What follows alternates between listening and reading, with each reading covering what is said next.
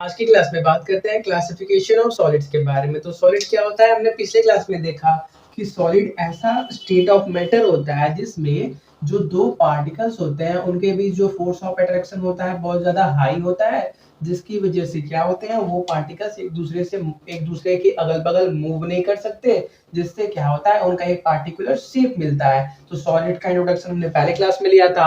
आज बात करते हैं सॉलिड्स के क्लासिफिकेशन के बारे में। ठीक है, तो देखो हमने आपको क्या बताया कि सॉलिड किस चीज से बनाया जा सकता है। वो एटम से बनाया जा सकता है, आयन से बनाया जा सकता है और मॉलिक्यूल से भी बनाया जा सकता है। मॉलिक्यूल से तो हम सिंपली लिख दे रहे हैं जो सॉलिड का कॉन्स्टिट्यूएंट पार्टिकल है वो ये तीनों हो सकता है। ठीक है, तो हम बात करेंगे पार्टिकल को लेके। ठीक है, पार्टिकल बोलेंगे उससे मतलब इन तीनों से हो सकता है। ठीक है, डिपेंड करता है कि वो कंपाउंड या वो सॉलिड किस चीज का बना है। जैसे सोडियम क्लोराइड की बात की जाए तो वो किससे बना होगा, आयन से। सोडियम के आयंस से और क्लोरीन के आयंस से। ठीक है, तो पहले बात करते हैं क्लासिफिकेशन के बारे में। तो देखो सॉलिड के अंदर हमने क्या देखा, पार्टिकल्स होते हैं, छोटे छोटे पार्टिकल होते हैं। तो करते क्या है, उनको थोड़ा सा अरेंज करते हैं। ठीक है, तो अगर पार्टिकल यहाँ है, उससे यक्स डिस्टेंस दूर पर एक और पार्टिकल आ गया, उससे यक्स डिस्टेंस दूर पर एक और पार्टिकल आ जाए, और ऐसे आगे बढ़ते बढ़ते हर जगह डिस्टेंस यक्स हो और उनका शेप, जो शेप इसका हो वही शेप इसका, वही शेप इसका, सबका शेप वैसा हो। ठीक है, और नीचे भी बनाओ। सपोज कर लो यहाँ पे सभी नीचे हैं और सभी भी क्या है, सेम डिस्टेंस पे बने हुए हैं। ठीक है, तो ऐसा स्ट्रक्चर जिसमें पार्टिकल्स का जो शेप होता है वो कैसा होता है, आइडेंटिकल। आइडेंटिकल का मतलब जो एक दूसरे से एकदम सेम टू सेम होते हैं। कैप कहाँ गया, हाँ मिल गया। जो क्या होते हैं एक दूसरे से सेम टू सेम होते हैं, और जो उनका ऑर्डर ऑफ अरेंजमेंट होता है वो भी क्या होता है, कॉन्टिन्यूअस। ये जो ऑर्डर ऑफ अरेंजमेंट है, अरेंजमेंट, वो भी कैसा है,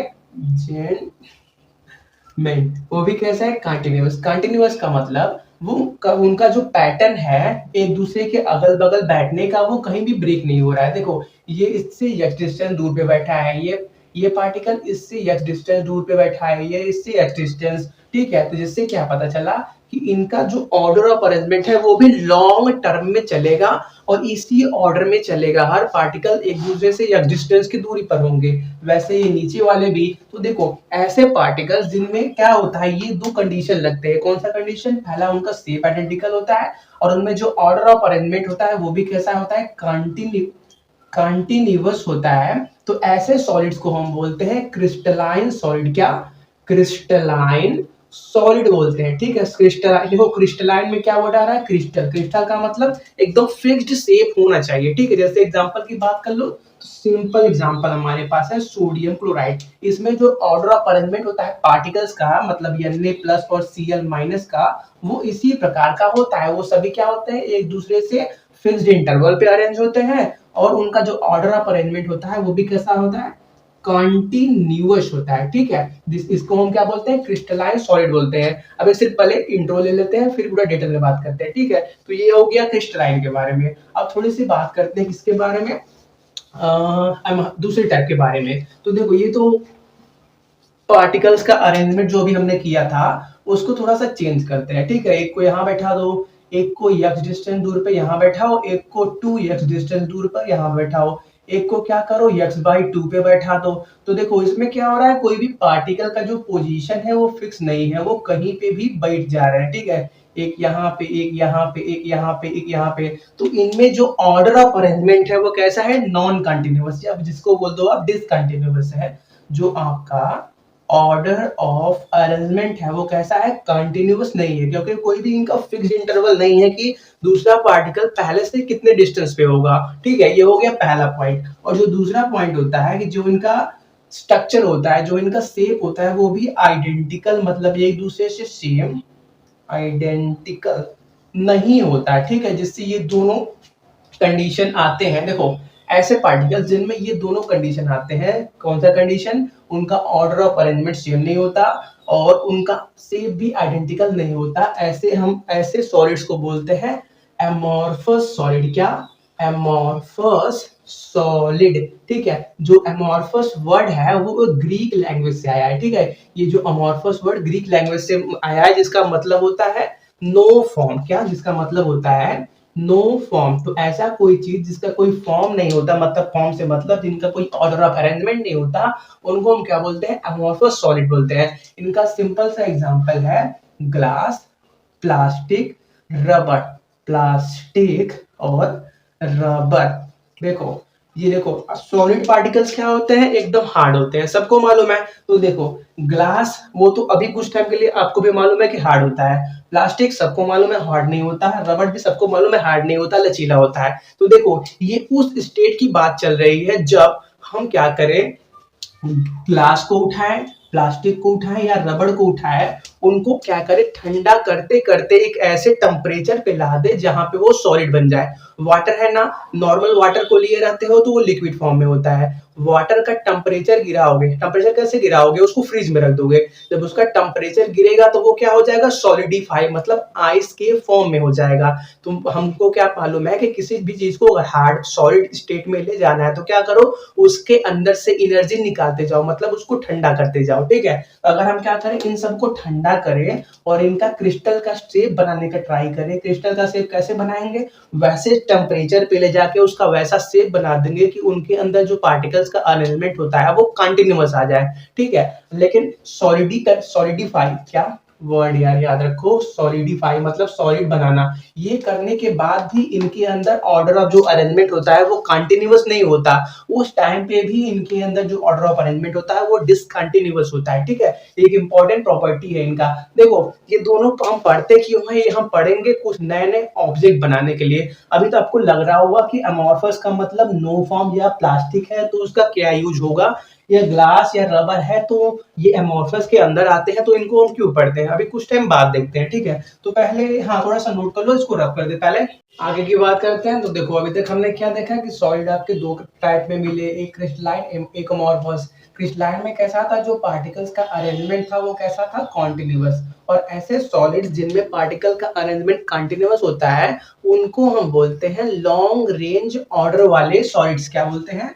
लॉन्ग रेंज रेंज ऑर्डर वाले सॉलिड। या इस सिंपल सा बोलो, जो इनके पार्टिकल्स का अरेंजमेंट है वो लॉन्ग रेंज का मतलब लंबी रेंज माने क्या बोलते हैं, सीमा, लंबी सीमा का होगा। जैसे देखो अभी ये हम पूरा बोर्ड भर दें, ये पार्टिकल्स का अरेंजमेंट बनाते बनाते तो बोर्ड तो भर जाएगा लेकिन इनका अरेंजमेंट खत्म नहीं होगा। क्यों? क्योंकि उनका जो पार्टिकल का अरेंजमेंट है वो एक दूसरे से फिक्स्ड इंटरवल पे है। तो देखो अगर हम पूछें कि यहाँ पे इस पॉइंट पे पार्टिकल का अरेंजमेंट कैसा होगा तो आप सिंपली बना सकते हो। आपको क्या मालूम है? हमको ये मालूम है कि ये एक दूसरे से हमेशा, सपोज कर लो यक्स डिस्टेंस पे है, तो हम करेंगे क्या, यक्स डिस्टेंस नाप नाप के यहाँ पे ये पार्टिकल बना देंगे कि बोलेंगे कि हाँ यहाँ पे इस पार्टिकल का पोजीशन ऐसा है, ठीक है। ये क्यों पॉसिबल हुआ? क्योंकि हमको ये मालूम था कि इसका ऑर्डर कैसा होने वाला है। तो ऐसे सॉलिड्स को हम क्या बोलते हैं, लॉन्ग रेंज ऑर्डर वाले सॉलिड्स, ठीक है। और एमॉर्फस में क्या था, एमॉर्फस में जो आपके पार्टिकल्स का अरेंजमेंट था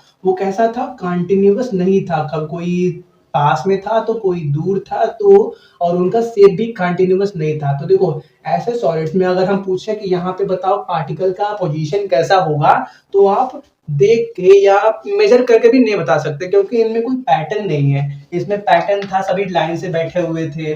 और ये जो आपका अमॉर्फस है इनमें कोई पैटर्न नहीं है, कोई पास है कोई दूर है। इसलिए ऐसे सॉलिड्स जिनके आगे का रेंज डिसाइड नहीं होता, मतलब जिनका ऑर्डर डिसाइड नहीं होता कि आगे कौन सा पार्टिकल होगा, कितने डिस्टेंस पे होगा, उनको हम बोलते हैं शॉर्ट रेंज ऑर्डर वाले पार्टिकल्स, शॉर्ट रेंज ऑर्डर वाले सॉलिड्स, या सिंपली बोलो शॉर्ट रेंज ऑर्डर, ठीक है। इनका जो ऑर्डर होता है अरेंजमेंट का वो बहुत ही छोटा होता है, ठीक है। ये हो गया इनके अरेंजमेंट के बारे में। अब बात करते हैं क्रिस्टलाइन सॉलिड का सैंपल ले, सैंपल का मतलब टुकड़ा ले, ठीक है, और उससे कुछ मटेरियल बनाने का ट्राई करें, ठीक है। सिंपल ही है ना यार, सॉलिड लोगे तभी ना कुछ बनाओगे। तो इससे अगर कुछ बनाने का ट्राई करें तो उसका प्रॉपर्टी कैसा होगा, क्योंकि वो क्रिस्टलाइन से बना है तो उस पार्टिकल का जो मटेरियल नया बनेगा उसका भी प्रॉपर्टी कैसा होगा, क्रिस्टलाइन की जैसा होगा।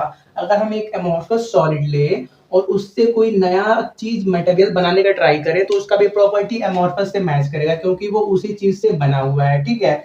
लेकिन ऐसा जरूरी नहीं है, ठीक है। देखो केमिस्ट्री में बहुत सी एक्सेप्शनल होती है और यहाँ पे तो बहुत जरूरी है। देखो ऐसा कहीं पे नहीं लिखा और कोई ऐसा कॉन्सेप्ट भी नहीं है कि कोई मटेरियल अगर क्रिस्टलाइन सॉलिड से बना है तो जो बनेगा उसमें 100% क्रिस्टलाइन नेचर होगा, या कोई पार्टिकल अमॉर्फस सॉलिड से बना है तो 100% उसमें अमॉर्फस होगा, ठीक है। जैसे हमारे पास एक एग्जांपल सिंपल सा है, कटर्स है और कटर्स ग्लास है। क्या?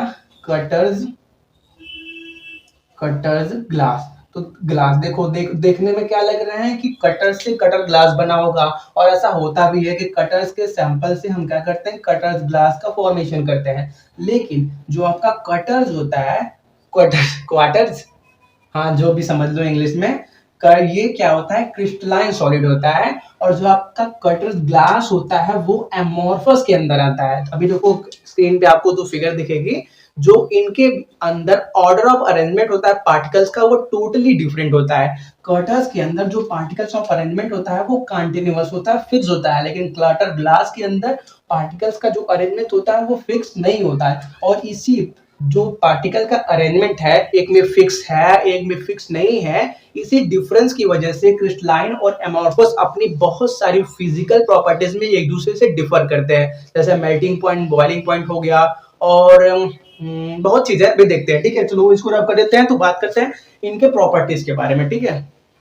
तो पहले बात करते हैं इनके मेल्टिंग पॉइंट के बारे में, ठीक है। तो देखो अगर हमें क्रिस्टलाइन सॉलिड लें और उसको मेल्ट करना चाहें तो जो उसका मेल्टिंग पॉइंट होता है वो बहुत ही शार्प होता है। शार्प का मतलब जैसे कोई सॉलिड है, उसका melting point 100 degree Celsius decide है, तो जब तक उसको आप 100 डिग्री सेल्सियस नहीं दोगे तब तक वो मेल्ट नहीं होगा। 99 डिग्री तक दे दोगे तब तक वो मेल्ट नहीं होगा।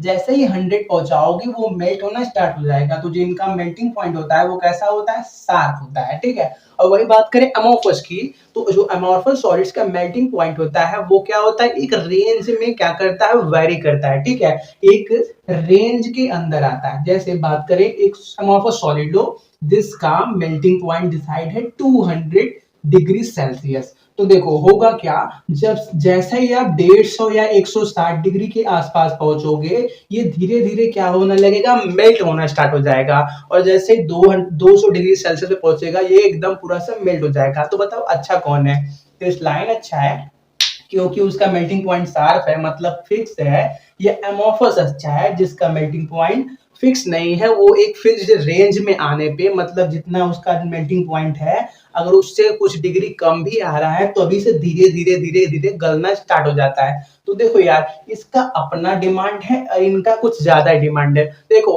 आपने बहुत सारे, आपके घर में भी होगा ग्लास के अलग अलग मटेरियल्स, जैसे ग्लास से आपने देखा है पिकॉक बनता, ग्लास का पिकॉक या ग्लास के जो बर्तन होते हैं, हाँ सिंपली जिसमें अच्छे अच्छे डिजाइन होते हैं, तो वो क्यों कैसे होता है, वो होता है क्योंकि वो ग्लास किसके अंदर आता है, एमोर्फस सॉलिड के अंदर आता है, ठीक है। थोड़ा सा हो जाता है लैंग्वेज में, ठीक है। तो देखो वो एमोर्फस सॉलिड के अंदर आता है। आपको मालूम है ग्लास से सपोज कर लिया हमने एक क्या बोला अच्छा सा प्लेट बनाया डिजाइन वाला, आपने देखा है ग्लास के अंदर कई बार वो क्या बोलते हैं, पत्ती, उसको भी ऐड कर दिया जाता है। वो पत्ती ओरिजिनल होता है तो उसको ऐड कैसे करते हैं, देखो ग्लास ले लिया और उनको ये मालूम है कि ग्लास का जो प्रॉपर्टी है वो एमोर्फस के अंदर आता है, जिससे क्या होता है वो एक पार्टिकुलर रेंज में धीरे धीरे धीरे धीरे गलता है। तो वो क्या करेंगे, पहले देखो ग्लास तो इस फॉर्म में होगा नहीं, होगा तो किसी बड़े क्या बोलते हैं स्क्वायर के फॉर्म में या बड़ा सा सर्कल के फॉर्म में। तो ये क्या करते हैं, ग्लास को धीरे धीरे धीरे मेल्ट करना स्टार्ट करते हैं, नीचे से धीरे धीरे उसको हीट करेंगे तो धीरे धीरे वो पिघलने लगेगा। तो क्या करेंगे, उसको पकड़कर उससे अच्छे से अच्छा क्या कर देंगे, शेप बना देंगे। और जब शेप बनने लगेगा तो क्या करेंगे, नीचे से हीट को हटा देंगे। अब देखो यार हीट मिल रहा था तब तक वो मेल्ट हो रहा था, हीट हटाएंगे फिर से वो सॉलिड के फॉर्म में हो जाएगा। इससे क्या होता है, एमोर्फस का एक अच्छा क्या बोलता है हमको यूज मिलता है अपने डेली लाइफ में अलग अलग मटेरियल बनाने के लिए, ठीक है। क्रिस्टलाइन का भी यूज है लेकिन एमोर्फस का बहुत ज्यादा यूज है, इससे कॉमर्स क्या बोलते हैं डेकोरेशन के फील्ड में, ठीक है। तो ये हो गया, बात हो गई इनके मेल्टिंग पॉइंट के बारे में। अब जैसे बात कर ले इनकी कटिंग के बारे में, ठीक है, कटिंग के बारे में। जैसे हम एक नाइफ ले, चाकू, और इससे क्या करें, एक क्रिस्टलाइन का टुकड़े को काटे और एक एमोर्फस के टुकड़े को काटे, तो हमको कैसा शेप मिलेगा, ठीक है। तो देखो क्रिस्टलाइन में ऑर्डर ऑफ अरेंजमेंट क्या है, फिक्स है, तो उसको आप बीच में से काटोगे तो वो आराम से कट जाएंगे, कटेंगे, आराम से कटेंगे, ठीक है। और जो उनका जो सरफेस होता है वो कैसा आता है, स्मूथ होता है, ठीक है। तो उसको हम क्या बोलते हैं, उसको हम बोलते हैं क्रिस्टलाइन सॉलिड के अंदर जो उनका कटिंग का जो प्रॉपर्टी है वो कैसा है, फिक्स्ड है, कि जो उनको काटेंगे तो हमको दो स्मूथ सरफेस मिलेगा। एक सेकंड लिखना पड़ेगा ना, हाँ चलो लिख लेना इसमें, कि जब हम काटेंगे तो हमको दो अलग अलग सॉलिड्स मिलेंगे, अलग अलग टुकड़े, और जिनका स्मूथ क्या सरफेस क्या होगा, स्मूथ होगा। और वही अगर एमोर्फस को हम काटे तो कटेंगे तो उनका सरफेस स्मूथ नहीं होगा, हल्का सा खुरदुरा रहेगा, ठीक है।